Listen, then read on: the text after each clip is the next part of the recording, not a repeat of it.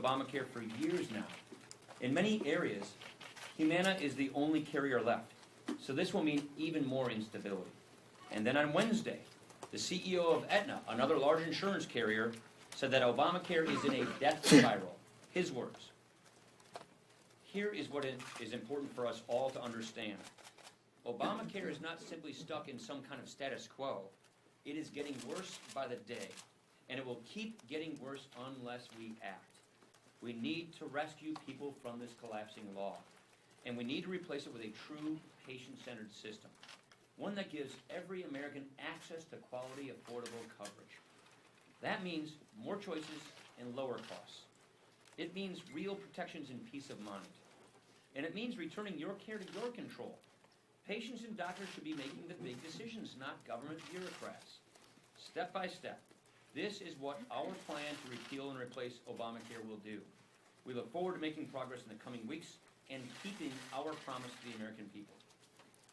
Questions? Why do you think we're seeing so many leaks coming from this administration? The president has said that they will be caught. Do you think that, or do you feel that those behind these leaks should be referred to the Justice Department? I can't answer why. I really don't know the answer why so many leaks are coming from the administration or from wherever they're coming from. But if you know, let us know. What I do worry about, though, is if classified information is being leaked. That is criminal. And so I think there should be an investigation as to the leaks of information leaving wherever they're coming from. And if it's classified information, that is criminal, and there should be a criminal investigation of these leaks. That does compromise our national security. Casey. To follow up on that, should the House Intelligence Committee include in its inquiry an investigation into these leaks? Yeah, the House Intelligence Committee is the proper place for this. They're the ones who get access to the sources and methods. And so I do think it's appropriate, and all of these, by the way, everything involving Russia is what the House Intelligence Committee has been working on, looking at, and we've had an ongoing investigation in all of this. And so yes, that would be the proper purview for something like that. And do you believe that Mike Flynn should testify before the House Intelligence Committee? I'll defer to the House. I haven't given any thought to that. I'll defer to the House Intelligence Committee. Nothing, Robert? All right. Yesterday, Federal Reserve Chairwoman Janet Yellen testified on the Hill that the border-adjusted tax would create economic uncertainty and even in some cases weaken the dollar. What's your response on that? Weaken the dollar? I don't know if I would agree with that. She suggested that. Yeah, I think most analysts would. I think maybe you got that the other way around. Well, what's your response, I guess? To just here's how border adjustability works. A lot of people, there's a lot of confusion surrounding this. We are one of the few countries in the world that do not border adjust our taxes. 160 countries currently border adjust their taxes. We're in the company of companies like North Korea and Somalia, Afghanistan and Iran or something like that. So almost all other countries border adjust their taxes. And what that means is you tax based on if it was consumed in your country, not if it's made in your country. What America does, we tax people based on whether it's produced in America. And so that means we do not tax our imports and we tax our exports. And we're putting American-made products at a huge disadvantage. There's a built-in bias in our tax code to outsource manufacturing and re-import into this country. That's not good for American jobs. That's not good for American manufacturing. That's not good for American economic growth. And so all we're suggesting is let's equalize the tax treatment. Let's be fair to ourselves, and let's treat ourselves like every other country's treating them. So when we make something, in America, let's put it on a level playing field with everybody else.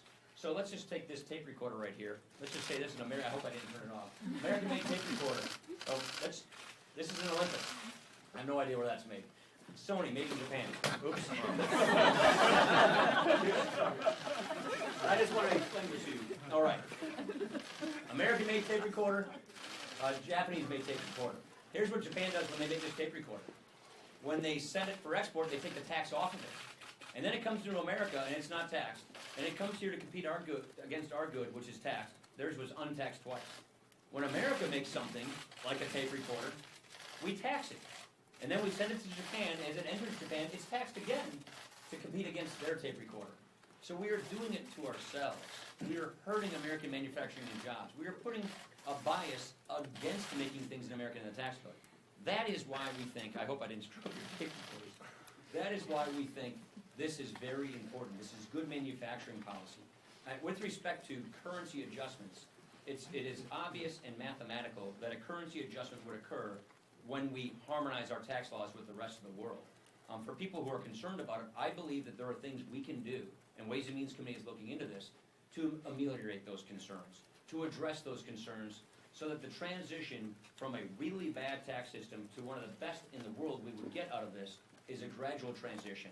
I would also say that those who are concerned about this, I think they underappreciate how much better our tax system will be with this kind of provision. So that's my just quick follow-up, is that you're not. You got me going on tax No, reform, I, sorry. but you're not concerned about that the growing Republican opposition to the border adjustment tax will jeopardize tax reform? No, I don't. Look, go back and read the books that were written about the 1986 tax reform. That was the last time we did tax reform. It's gonna be up, it's gonna be down, it's gonna be on, it's gonna be off. You're gonna hear, you're gonna report 150 stories on tax reform fate between now and when we get tax reform done. We are doing tax reform. Tax reform is going to happen. Do you know why tax reform is going to happen? Because it has to happen. America has the worst tax code in the industrialized world. It is killing economic growth. It is driving companies to become foreign companies. More and more and more U.S. companies are going to leave this country because of our tax laws, or get bought by foreign companies, and we will lose our seed corn, our employers. We will lose economic growth. This is existential to our economy, and we know this. And so we're going to get tax reform done, and there's going to be a whole bunch of drama you're going to enjoy covering between now and then. Yeah. The Affordable Care Act has refundable tax credits. How is the refundable tax credit in the House GOP plan different, and why is that better Affordable than deduction? Care Act, they call them refundable tax credits. They're subsidies, and they're subsidies that say, we will pay some people some money if you do what the government makes you do. That is not a tax credit. That is not free. A tax credit is you get the freedom to do what you want and buy what you need, and your choice. The Affordable Care Act is the opposite of that. The Affordable Care Act is the government makes you buy this, and by the way, like I just said, there's 1 or 2 plans left. With Humanity's pull-out, there will be 0 plans left in certain markets. They make you buy it, and then they subsidize what you buy. A tax credit is a fixed amount. The Affordable Care Act is not a fixed amount. A tax credit is a fixed amount that is universal to Americans in the individual market to go buy the health insurance plan of their choosing. It is the opposite of Obamacare, which is not a patient-centered system, it's a government-run system. What we're proposing is a patient-centered system where the patient is designs their plan. The patient gets to decide what they want to do. The nucleus is the patient and her doctor versus the nucleus of the system being the government and Obamacare's sake. And why is the Case. credit? Juan. Yes, thank you, Mr. Speaker. I know that you heard from Secretary Price this morning. I was wondering if there are any areas where you think the White House could improve communications with Capitol Hill. I should know. We're doing really well on that front. I don't know what you guys report, but we talk with the White House daily. Our teams, our House and Senate teams are in conference, or in consultations with the White House constantly. We're very excited Tom Price is over there. Tom Price was one of the primary architects of our Obamacare replacement plan that we rolled out last year, and now he is the Secretary of HHS to execute and implement that plan. So we're very pleased with that, and I think we have fantastic communication with him. Better than I've ever seen before, actually. Has the President shared his pick for Labor Secretary with you No, yet? I heard it's coming, but I have no idea who it is. Just to follow up on that a little bit with the Obamacare, I mean, obviously there are Democrats who think the law needs to be fixed. Republicans chose to go the reconciliation route with repeal and replace. Do you think it's going to be possible to have the plan that you just spoke of without help from Democrats? Do you think that do you wish you would try to go into this in a little more We would love to have manner? support from the other side. They've made it really clear to us that they don't want it, they're not interested in doing that. I think, Jennifer, what the Democrats, just taking them at their word, they want to go down the socialized medicine path. They want to go down the government-run healthcare path. They want what they call the public option, which is to basically have no options but a government-run plan. That is not something that we're interested in doing. We think it will do even more damage to the healthcare system in America. And so we believe in a patient-centered system where individuals have the freedom to buy what they want and not what the government makes them buy. And also, we think, Jennifer, it's really, really important to have choice and competition in healthcare, because choice and competition lowers costs and increases quality. That is the opposite of what Obamacare does. Obamacare restricts choice, It denies competition. We have monopolies in a third of the counties in America. And as a result of the lack of choice and the lack of competition, you have much higher prices and fewer supply. How about something like that? Do you have any concerns that there's a group of Republicans in the Senate who come from states where Medicaid expansion was already accepted, and they're very skeptical of any plan that takes that away from their states? Yeah, I think it's 32 states, if I'm not mistaken, have Medicaid expansion. Mine did not. We're going to have to find a solution that accommodates each of these two concerns.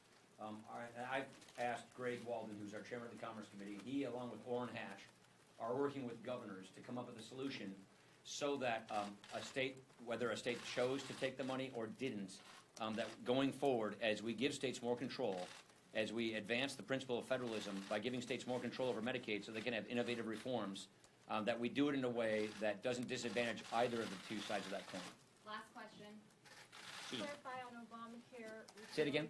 On Obamacare repeal and replace, the week you guys are back from recess. It's coming, it's after the recess. We're waiting for our scores. So I hate to tell you.